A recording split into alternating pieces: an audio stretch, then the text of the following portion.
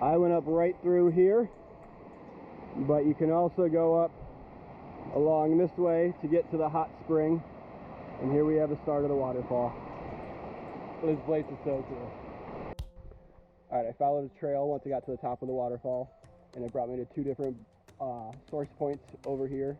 It's so hot that I have to get out of the water every once in a while. The camera keeps fogging up, but here's one of the spots right here.